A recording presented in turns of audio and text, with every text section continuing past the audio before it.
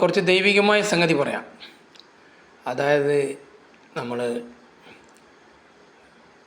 ദാരിദ്ര്യം പിടിച്ച കഥകൾ പറയുമ്പോൾ കുചേലൻ സുധാമാവല്ല, കുചേലനെ ഒരു രാത്രി കൊണ്ട് കുറച്ച് മണിക്കൂറുകൾ കൊണ്ട് കൊട്ടാര സദൃശ്യമായ വീട്ടിലാക്കി ഒരു കുബേരനാക്കി മാറ്റിയ ഭഗവാൻ അത്രയും സമയം വേണ്ടു കുചേലനെ കുബേരനാക്കാനും കുബേരനെ കുചേലനാക്കാനും ഭഗവാൻ അത്രയേ സമയം വേണ്ടു. നിങ്ങൾക്കും വിളിച്ചാൽ അതുപോലെ കിട്ടേണ്ടതല്ലേ? അതവിടെ നിൽക്കട്ടെ. രണ്ടാമത്, ലോകം മുഴുവൻ വിറപ്പിച്ചുകൊണ്ട് എവിടെ നിൻ്റെ നാരായണൻ എവിടെയെന്ന് ചോദിച്ചുകൊണ്ട് ഇതാ തൂണിലും തുറുമ്പിലും നിന്ന് പ്രഹ്ലാദം പറയുമ്പോൾ തൂണിന് വാളെടുത്ത് ഹിരണ്യകശിപു വെട്ടിയപ്പോൾ നരസിംഹാവതാരത്തിലൂടെ ഹിരണ്യകശിപിനെ വകവരുത്തിയ ഭഗവാൻ നരസിംഹമൂർത്തിയായി, നരസിംഹ ഭഗവാനായി ഭഗവാൻ അങ്ങനെ നിൽക്കുന്നു. അപ്പോൾ രണ്ടും ഭഗവാൻ തന്നെയാണ്. നമ്മൾ കാളിദാസൻ്റെ കഥയിലേക്ക് വന്ന കാളിദാസൻ നല്ല ദൈവത്തിൻ്റെ പേര്, ഇരിക്കുന്ന മരക്കൊമ്പ് വെട്ടിയ സാമാന്യ ബുദ്ധിക്കുറവുള്ള ആളുകളല്ലേ, ആ കാളിദാസനാക്കി മാറ്റി. കാളിദാസ ഭട്ടാചാര്യ പദവി എന്നൊക്കെ പറയും, ഞാൻ പറഞ്ഞു കേട്ടിട്ടുണ്ട്. അത്രയൊരു അങ്ങനത്തെ ഒരു പവറാണ് കവിതയ്ക്കുള്ള. കാളിദാസൻ്റെ കവിതയ്ക്കൊക്കെ അത് പ്രത്യേകതകളുണ്ട്.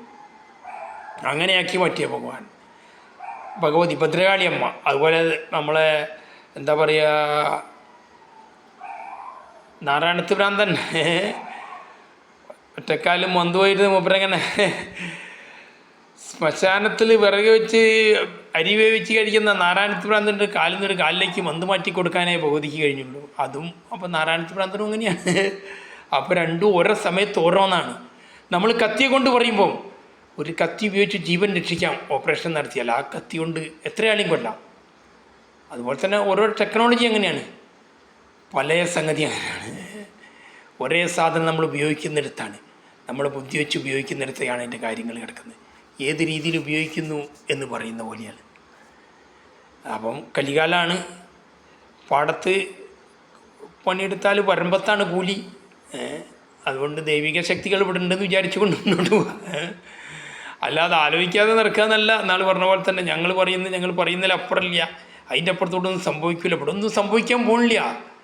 ഇവിടെ നൂറ്റാണ്ടുകളായിട്ട് ഭരിച്ചു കഴിഞ്ഞിട്ടും ആർഷഭാരത സംസ്കാരത്തിന് ചെറിയൊരു പെർസെൻറ്റേജ് മാത്രമേ എല്ലാ അധികാരവും കയ്യിൽ വെച്ച് ഭരിച്ചിട്ടും സംഭവിച്ചിട്ടുള്ളൂ. അപ്പോൾ അതിനുശേഷം കുറേയൊക്കെ മാറ്റങ്ങൾ വന്നിരിക്കാം. പിന്നെ ആശ്രമത്തിൽ പഴയ കാലത്ത് ഒന്നും വേണ്ടാതിരിക്കുന്ന മഹർഷി, എല്ലാമുള്ള രാജാവ് അദ്ദേഹത്തിൻ്റെ കാൽക്കൽ വീണിട്ട് രാജഭരണം നടത്തിയതിൻ്റെ കാലഘട്ടം.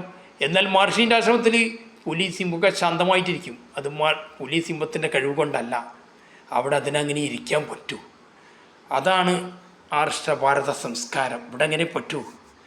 ഇവിടെ വലിയ മാറ്റങ്ങളൊന്നും വരുത്താൻ മാറാനൊന്നും പോണില്ല. എന്തൊക്കെ കാണിച്ചാലും ഇവിടുത്തെ മാറ്റങ്ങളില്ല, ഇവിടെ ഇത് തന്നെയാണ്. ഓക്കേ.